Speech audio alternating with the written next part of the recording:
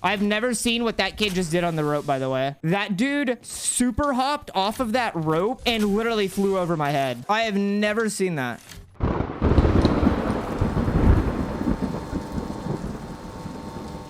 Hey guys, Wraith Crew here. Elite jumping is a movement tech that was discovered somewhat recently, but it flew under the radar after its initial discovery. I don't see many people even knowing what elite jumping is, much less all the ins and outs of it, so I decided to make this guide to introduce you guys to elite jumping and tell you everything there is to know about it. Before we get started, this movement tech is accessible to both mouse and keyboard and controller. If you are just looking to do this on controller, you can go ahead and watch the introduction and then go skip to the alternate method, which is how you do it on a controller. You can find the timestamp in the description, or you can look at the sections of the video. You need to know how to zipline super jump for both methods of elite jumping. If you don't know how to super jump, there will be a link to a tutorial in the description below. Without further ado, let's go ahead and get started.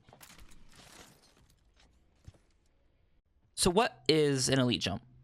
An elite jump is a redirect you can do out of a zipline super jump that gives you more height and distance than you would normally get from a zipline super jump or a Tapstrafe out of a zipline super jump. As you can see in these two clips here, you can see the comparison between a normal zipline super jump with a Tapstrafe and an elite jump out of a zipline. The primary way of elite jumping is to initiate a super jump, but in between your interact and jump input, you need to do a full 180. You still have to do the same timing as a normal super jump, which is within 100 milliseconds, so you have to turn around pretty fast. If you're having trouble with the timing for this, try and mentally separate every single step of an elite jump. You have to, one, interact with the zipline, turn around, and then jump off. You've probably been doing super jumping at near the same time without thinking about it, but with elite jumping, you want to start separating them into each their own steps. Here, I've turned on my mouse cam so you can kind of see how I elite jump and what the movement looks like on my mouse. I play on a relatively high sends as of making this video, which is 800 DPI, 2.0 in-game sends. And you can see how much I have to move my mouse to actually do an elite jump with the timing. If you have a lower or higher sends, this might be easier or more difficult for you. It just depends. I would definitely just grow comfortable with being able to do 180s really quickly on your sensitivity that you play on before trying to do this. I also need to add that where you're looking at on the zipline is also very important. You can see in this first clip I aim a little bit lower, and therefore my elite jump brings me not nearly as far, but if I look higher on the zipline, I actually go higher. This is actually really important in zipline buildings because if you keep hitting your head on walls or roofs, or you don't get enough height, you need to look higher or lower and adjust accordingly for it.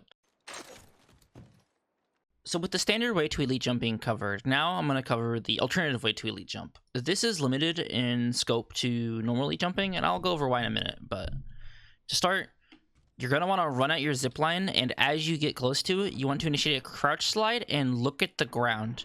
As you reach the zipline, as soon as you start falling off of the ledge, you want to initiate a super jump.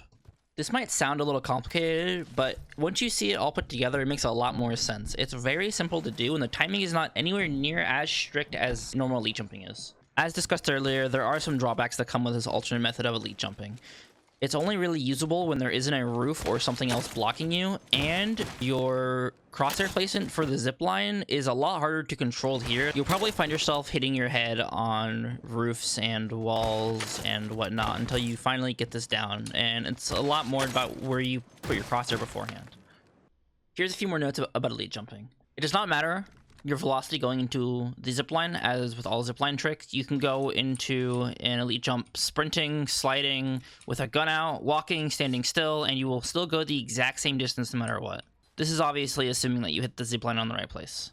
You can't do elite jumps off of horizontal ziplines, but you can do them on tilted vertical ziplines, and these give you more momentum and send you further than normal elite jumps do.